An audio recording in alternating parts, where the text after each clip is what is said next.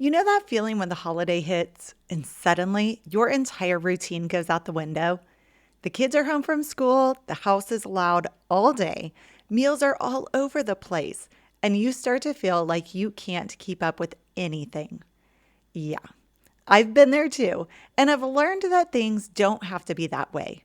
Today, we're tackling one of the biggest triggers for moms during the holidays when your daily routine gets totally thrown off and you feel like you're living in survival mode all over again.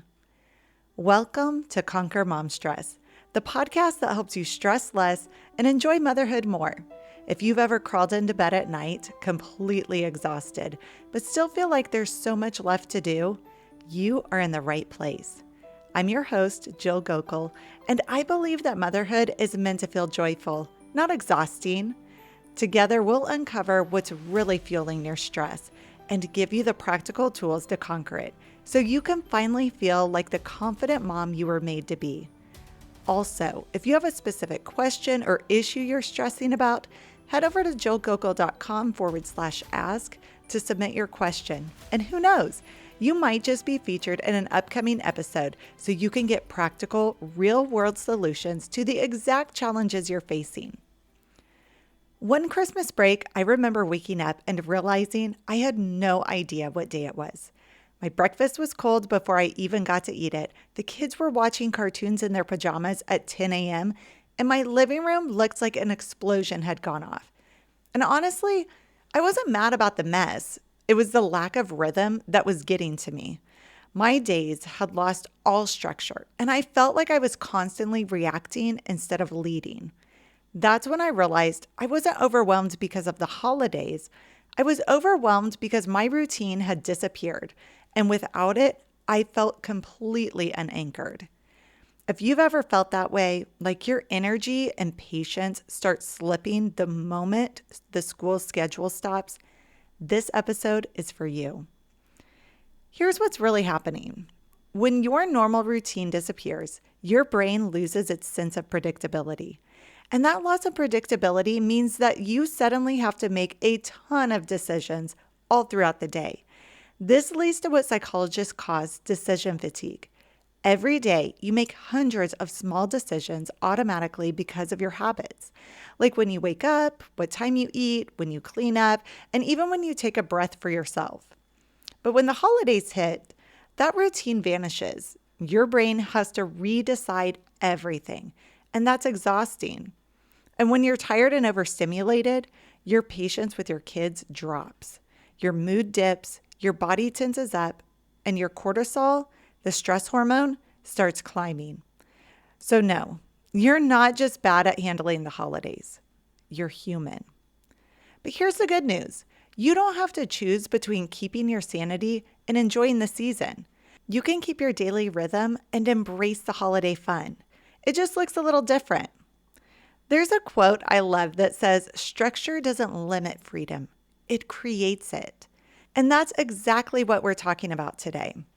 Because one thing that I've noticed is that when you let your routines fall through the wayside, you just want to give yourself a break. But the reality is that break ends up breaking you. So here are 3 strategies to keep your daily routine during the holidays while still feeling like you're giving yourself a break from all the demands of motherhood. Strategy number 1 is to keep your anchor points. Instead of trying to stick to a full schedule, focus on the anchor points, those few daily habits that ground you no matter what. That might be your morning coffee before anyone else wakes up, starting a load of laundry after breakfast, or a 10-minute evening tidy up. When everything else feels unpredictable, your anchor points remind your body and mind, I'm still in rhythm. Research shows that predictable routines lower cortisol and help regulate mood, especially moms who are carrying the family's emotional load. And here's an awesome tip for you.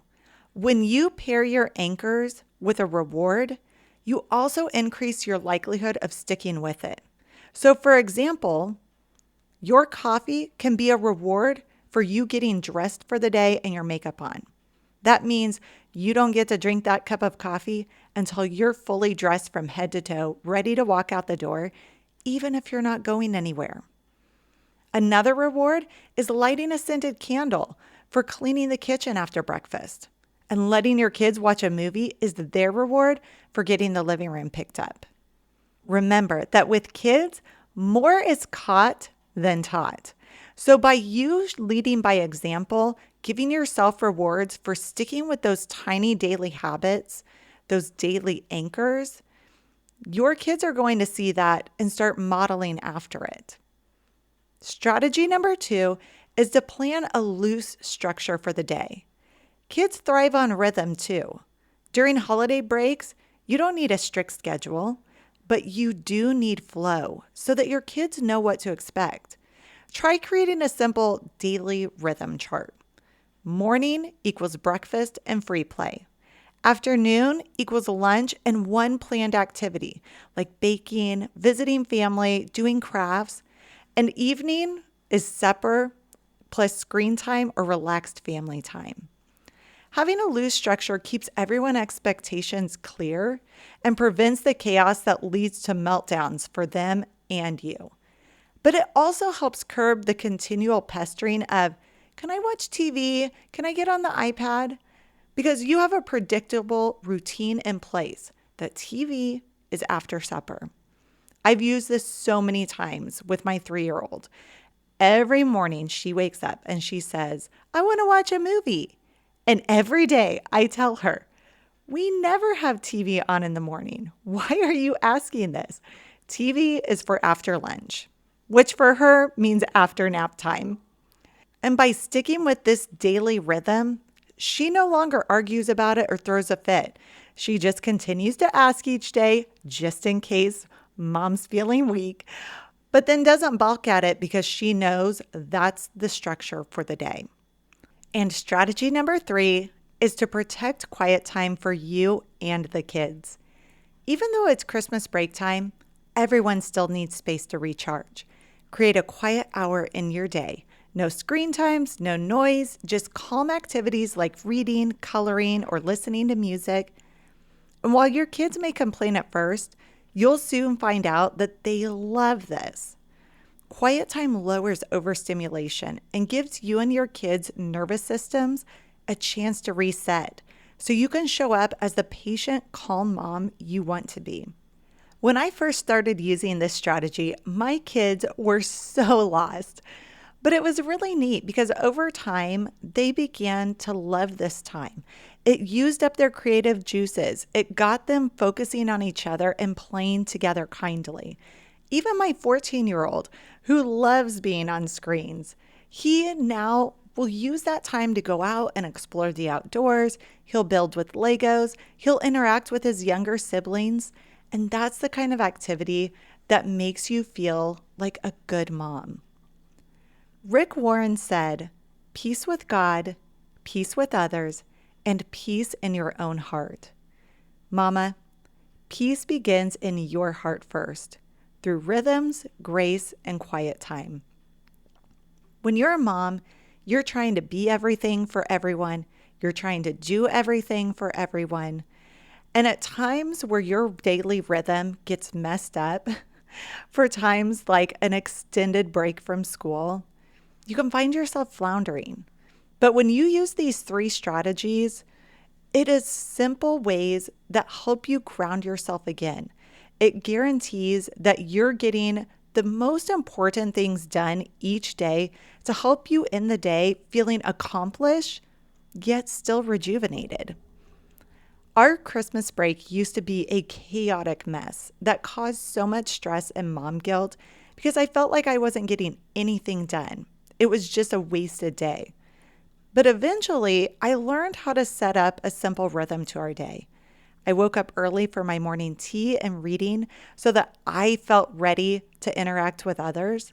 We had a family breakfast together so that we were already having the bonding time first and foremost that day. We played together. After lunch, everyone did their own quiet activity, so I got to recharge myself. And then if the toy mess was cleaned back up, everyone could enjoy some screen time. And do you know what happened? The kids were still in their PJs at 5 o'clock at night. They still got loud and made a huge mess with toys. but I stayed calm. Because even when life gets noisy, this daily routine gave me peace. With school getting out for Christmas break, set yourself up for a peaceful holiday using the 3 strategies from today. Strategy number 1, keep your anchor points. And pair it with a reward. Strategy number 2, create a loose structure for the day. And strategy number 3, protect quiet time. As we close out today, here's your action step. Decide on your anchor points for the week. Write down 2 to 3 daily habits that will make the biggest impact on keeping you grounded while the kids are home for the holidays. Proverbs chapter 13, verse 4 says, "A sluggard's appetite is never filled, but the desires of the diligent are fully satisfied." When you are diligent with maintaining a routine, even during the chaos of the holidays, your desires for peace and joy will be satisfied. And that, mama, is how you truly begin to feel like the good mom you already are. Thanks for joining me for this episode of Conquer Mom Stress. If today's conversation encouraged you, hit follow and leave a review. That lets me know that these episodes are hitting the topics you need. And while you're there, share this podcast with another mom who might need to hear it. Your thoughtfulness might just be what she needs to get through the day. Also, if you want help with the exact challenges you're facing as a mom, head over to jillgockel.com/ask. The link will also be in the show notes. And share your biggest mom stressor. I'll be tackling these issues in future episodes. Remember, this is your place to pause, reset, and start conquering mom stress, one small step at a time. Motherhood isn't meant to drain the life out of you. It's meant to be lived with joy, even on the messy days. And together, we're going to find that joy again.